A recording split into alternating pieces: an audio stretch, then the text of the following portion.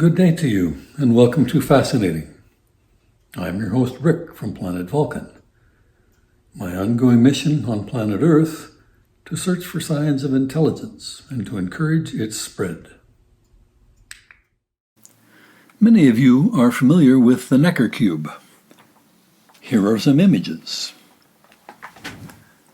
The Necker cube is a two-dimensional representation of a three-dimensional object, the cube, but which gives no guidance to the viewer about how to perceive depth.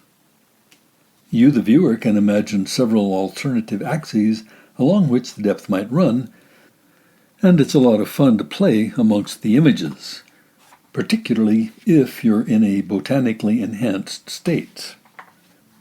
Senior contributing editor Prego Denata submits for your edification the following essay, in which the Necker cube becomes a metaphor for alternative ways of viewing biological evolution, and it introduces one's thinking to the ramifications of choosing alternative points of view.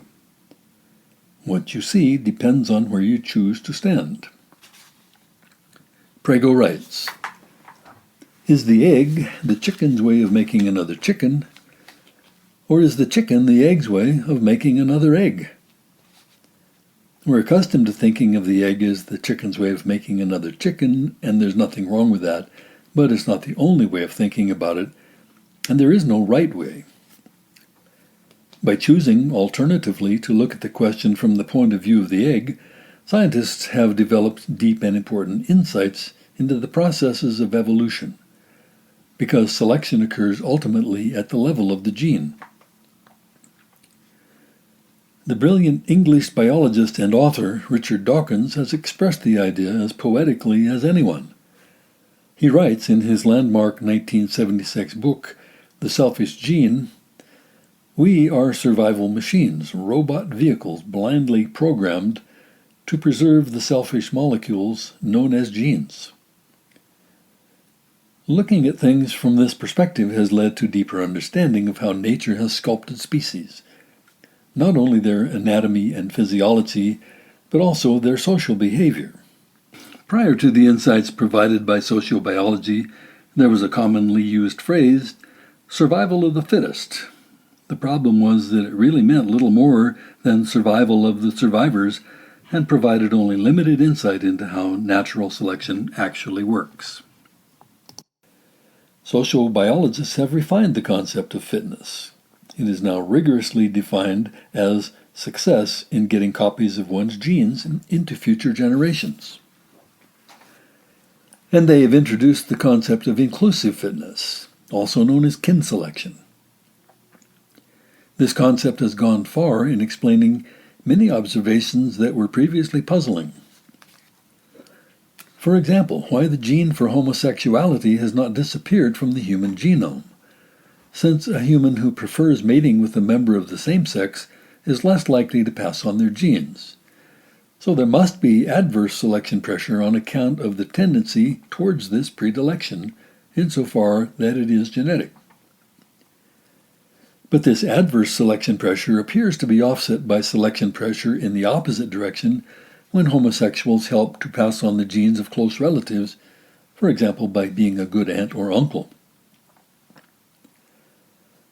The introduction into scientific thinking of the idea that animal behavior, particularly the behavior of humans, is influenced by genetic evolution has led to intense controversy, and not just in the religious sphere, where as a rule people are disinclined to give credence to evolution as the explanation for anything.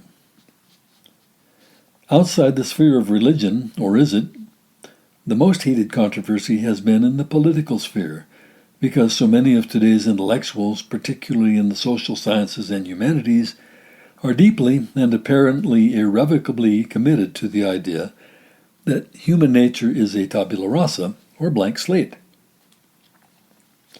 If human nature were indeed a blank slate, then it would follow that human nature is infinitely malleable.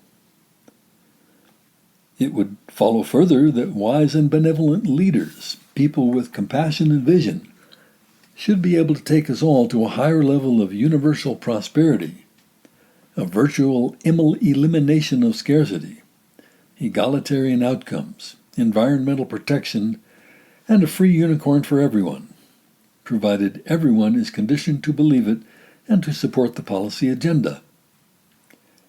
And there is always the option of coercion if other modes of conditioning have failed. Belief morphs into possibility, the popular saying goes, as if nature places no constraints on what we can realistically believe. Impossible beliefs, though, are going to remain impossible no matter how many of us believe them. The blank slate hypothesis is facing major difficulty if nature has in fact sculpted human behavior in some way, just as it has, less controversially, sculpted human anatomy and physiology. No more blank slate, then no more infinite malleability. Malleability limited, then no more path to heaven on earth by means of conditioning. Scientific support for policy agenda, not there. Let us examine more closely the thinking of the scientists who have made the advances in the field of sociobiology and see where their thinking and their studies take us. A little background. The term sociobiology entered the public sphere when biologist Edward O. Wilson published a book in 1975 titled Sociobiology, subtitled The New Synthesis. The focus of Professor Wilson's lifelong studies was social insects, primarily ants. He states in the introduction to his book that his goal was to understand the role of genetics in influencing behavior, and with social insects, experimentation is relatively easy to do because insect behavior is rigidly instinctive. So a researcher does not have to be concerned with the added complexity of environmental influence that is present in research about social vertebrates. Wilson made the observation that the functioning of societies of social vertebrates resembles the functioning of societies of social insects, even though the individual phenotypes in the respective societies are quite different. This observation suggests that nature has been sculpting the behavior of social vertebrates and the behavior of social insects in ways that have some similarity. What Richard Dawkins calls the extended phenotype would include such things as the societies that these creatures comprise, and it is the success of societies as well as the success of individuals that influences gene selection. It's pretty difficult not to notice that we humans are also social vertebrates. It would be remarkable indeed if our society did not share many characteristics of other vertebrate societies. Some people do try not to notice, of course, by the tried and true tactic of arbitrary dichotomizing and the accompanying blatant assertion that we are different. And if blatant doesn't win the debate, you can toss in vehement and or strident to give your argument greater force. Or you can try vilification of those scientists whose conclusions you are reluctant to accept. Darwinian has been established as a reliable smear. It is not uncommon to encounter comparisons from opponents of the science of sociobiology with the now despised science of eugenics, which naturally leads to a comparison with the horrors perpetrated in the name of eugenics by Nazi Germany. These opponents apparently believe this juxtaposition makes the scientists vulnerable to charges of guilt by association. This accusation is particularly ironic in that the accusers seem unaware that eugenics was a pet cause prior to World War II of the same intellectual tradition of those who are now using these accusations in an attempt to tar their opponents. Massive amounts of evidence have made it clear and incontrovertible that genetics does indeed influence human social behavior. In this essay, I would like to point to just a few examples of how the tools of evolutionary psychology have led to insights, and to whet your appetite for further exploration of this fascinating topic. Perception of beauty. For a long time, it has practically been dogma among social scientists that standards of beauty are wholly arbitrary, just inexplicable fashions that vary over time and across cultures. There was an early episode of Twilight Zone titled The Eye of the Beholder that dramatized this notion. In case you're wondering, it's the people in the elevator who are the beautiful ones, and they are feeling pity for this ugly girl. The evidence is clear, however, that beauty is not just in the eye of the beholder. It has been demonstrated that men and women with more symmetrical features, for example, are considered more beautiful in all cultures. The same is true of such features as clear skin, lustrous hair, and other physical and behavioral traits that signal health and fertility. Expressions of emotion. The faces of humans in all cultures express emotions in much the same way.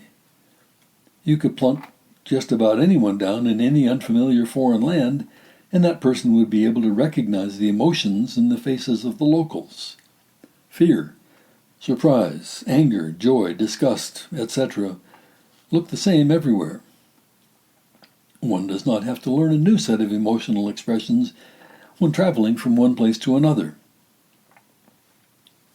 Charles Darwin demonstrated that emotional expression has deep evolutionary roots in his 1871 book, The Expression of the Emotions in Man and Animals. Language. The eminent linguist Noam Chomsky posited a universal grammar, that is, a common structural basis for language as a feature of the human animal, with roots in genetic evolution. The dominant belief before Chomsky published his work was that language acquisition was entirely the product of the conditioning of the individual phenotype, and not a part of genetic memory. That is, at least partly the result of sculpting of the genotype by evolutionary processes. The evidence in support of Chomsky's hypothesis is overwhelming. See, for example, the discussion of this topic in Harvard University linguist Steven Pinker's book, The Language Instinct. The list of commonalities among human cultures that can probably only be explained as the result of evolutionary sculpting goes on. As you might expect, much of it is centered on mating. The nuclear family. Why men tend to be more sexually promiscuous than women. Different reasons why men and women find each other sexually appealing. Different explanations for male and female jealousy. Differences between male and female bodily structure and behavioral tendencies. Cuteness in children. Romantic love, etc. And is there now, or has there ever been, any culture on Earth where people do not think that shit stinks? What did Wilson mean by the new synthesis? He states that this subtitle refers to the expected integration of evolutionary thinking into fields of inquiry where such integration would be a clear advancement in the science. Thus, evolutionary psychology is just psychology reimagined, and sociobiology is just sociology reimagined, both on the basis of a broader and deeper understanding. And yet there has been great reluctance to accept evolutionary thinking in much of the academic world, even though trying to stop the spread of evolutionary thinking is going to be much like trying to stem the flow of hot lava. It is difficult for me to imagine myself in their shoes, speaking the words they are speaking. Why would I not gladly welcome the opportunity to refine my thinking? What motivates this sort of behavior? I can only surmise that many of these evolution deniers are so deeply committed to a quasi-religious belief that human beings are perfectible. And it's never been entirely clear what they mean by perfect, and that the eventual perfection of society will be the inevitable outcome of people like them being in total control of the conditioning. You are walking on their fighting side if you suggest that they cannot exert total control simply because nature has sculpted our psychology, and that although it is clearly possible to influence psychological development, if one wishes to exert such influence with any chance of success, one must realize that one is not starting with a blank slate.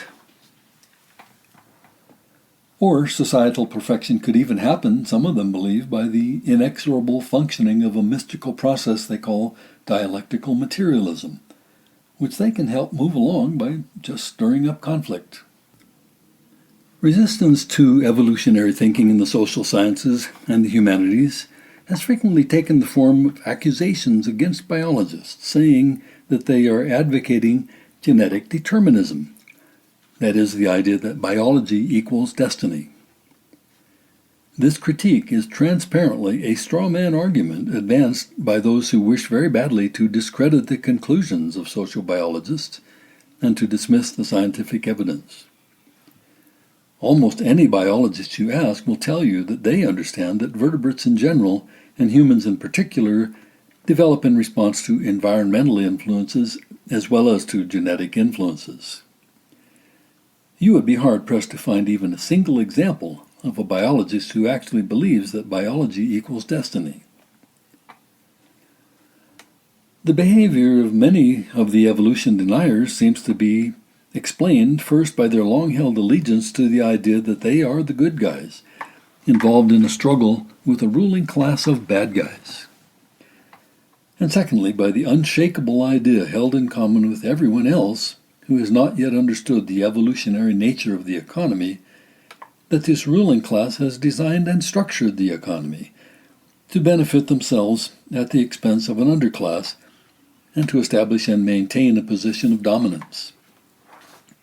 These deniers seemingly see themselves as being on a glorious mission to unseat this ruling class, which in truth exists only in their imaginations, achieve positions of authority for themselves and their minions, and to redesign and restructure the economy so that actual outcomes will match their ideal outcomes. And perhaps most astonishingly, many go so far as to state explicitly that if reason and facts are not on their side, reason and facts must be viewed as nothing more than tools of oppression employed by this ruling class. I believe we can be confident that reason and facts are never on the side of oppressors. In this debate about sociobiology, good science will certainly prevail eventually because delusions do not do well in a scientific environment. A common historical pattern has been that new and better ideas eventually prevail, not because those who cling to older and worse ideas change their minds, but because they eventually die and their place is taken by a new generation of thinkers. It would be a shame if this pattern holds true again. Many of those who yet cling to intelligent design thinking clearly are sincere about wanting to make the world a better place. It would be tragic indeed if little or no societal benefit were to result from the actions of so many well-intentioned people, who could still contribute to society in a positive way before they pass from the scene if they would just figure out how to incorporate evolution more deeply into their thinking, and to use it rather than fight it. Thanks to Prego for this essay on a topic it's important for every thinking human to know something about. I invite you to have a look at the next essay on the fascinating YouTube channel. Please provide feedback if you are so inclined. You may contact me by sending an email to Senior Contributing Editor Prego Denada, pregodenada@gmail.com. If you find the lessons from nature in these essays personally valuable, please recommend it to your friends and give it a like. Thanks to Track Tribe for permitting the use of their song Helium. Live long and prosper. Savor your experiences and treasure your memories, and respect nature's wisdom.